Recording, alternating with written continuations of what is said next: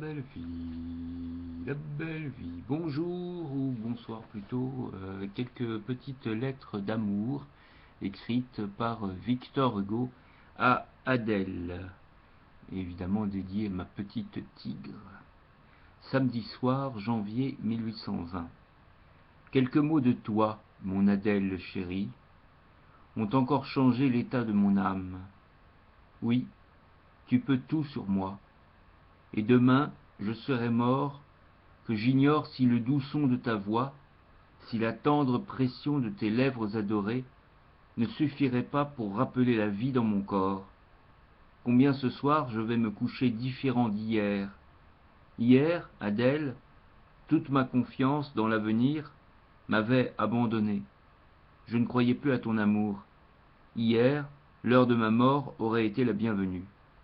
Cependant, me disais-je encore, s'il est vrai qu'elle ne t'aime pas, si rien dans mon âme n'a pu me mériter ce bien de son amour, sans lequel il n'y a plus de charme dans ma vie, est-ce une raison pour mourir? Est-ce que c'est pour mon bonheur personnel que j'existe?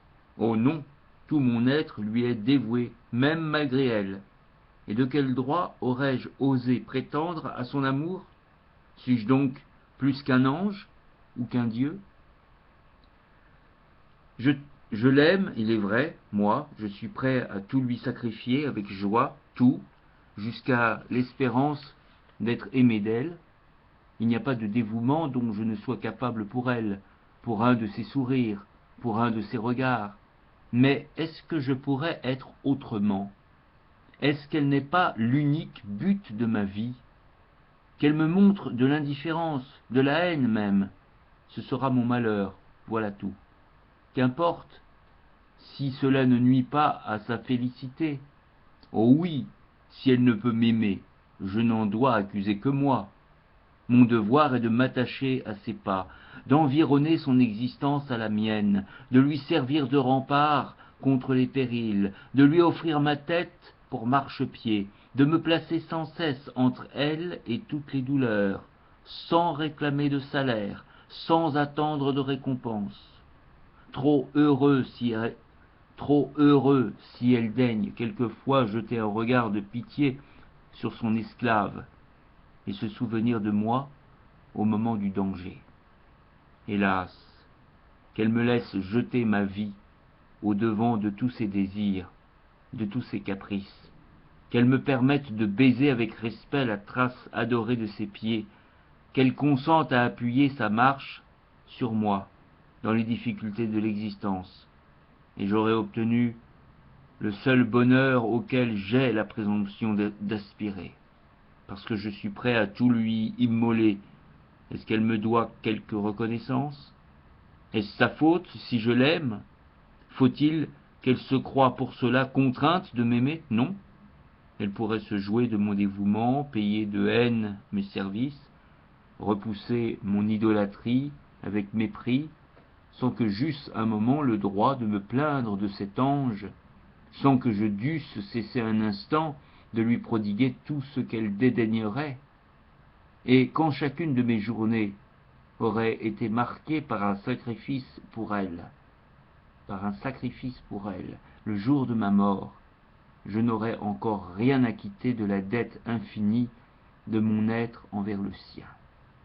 Hier, à cette heure, mon Adèle bien-aimée, c'étaient là les pensées et les résolutions de mon âme. Elles sont encore les mêmes aujourd'hui. Seulement, il s'y mêle la certitude du bonheur, de ce bonheur si grand que je n'y pense jamais qu'en tremblant d'oser y croire. Il est donc vrai que tu m'aimes, Adèle? Dis-moi, est-ce que je peux me fier à cette ravissante idée? Est-ce que tu crois que je ne finirai pas par devenir fou de joie si jamais je puis couler toute ma vie à tes pieds, sûr de te rendre aussi heureuse que je serai heureux, sûr d'être aussi adoré de toi que tu es adoré de moi?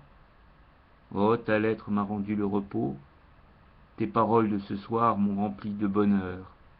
Sois 1000 fois remerciée, Adèle, mon ange bien-aimé.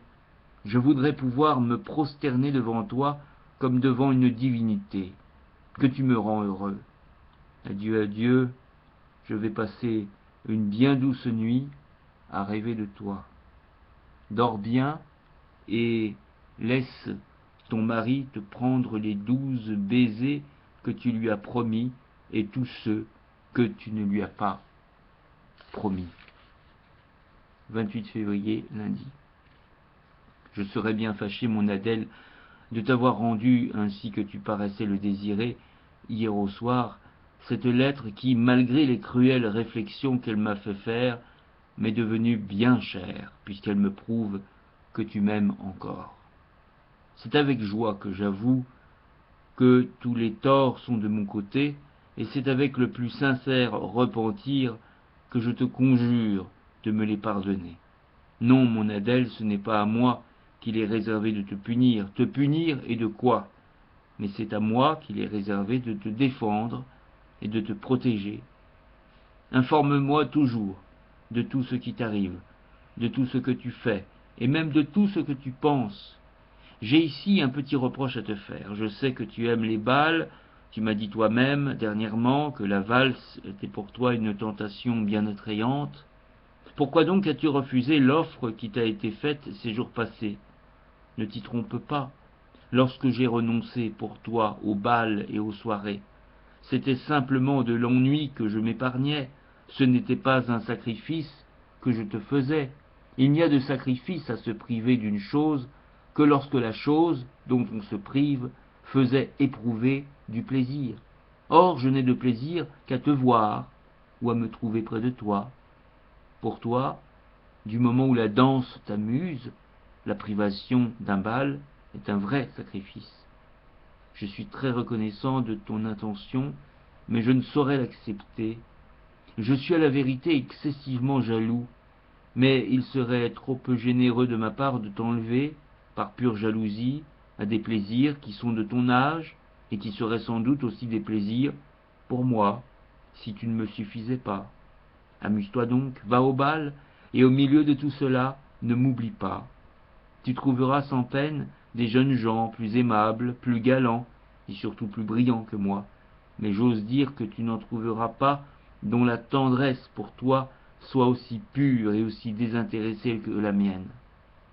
Je ne veux pas t'ennuyer ici de mes peines personnelles, elles sont loin d'être sans remède, et d'ailleurs elles seront oubliées toutes les fois que je te verrai, gaie, heureuse et tranquille. Adieu. Dis-moi toujours tout, soit de vive voix, soit par écrit, du courage, de la prudence et de la patience.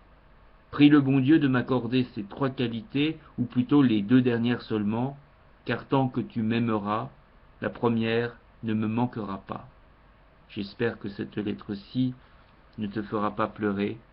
Quant à moi, je suis tout joyeux quand je songe que tu es à moi, car tu es à moi, n'est-il pas vrai, mon Adèle? Malgré les obstacles qui se présentent dans l'avenir, je suis tout prêt à crier comme Charles VII, Dieu me l'a donné, le diable ne me l'ôtera pas. Adieu, pardonne-moi et permets à ton mari de supposer qu'il prend un des 10 baisers que tu lui dois.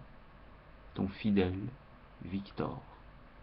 Victor Hugo, évidemment, à Adèle, 1820.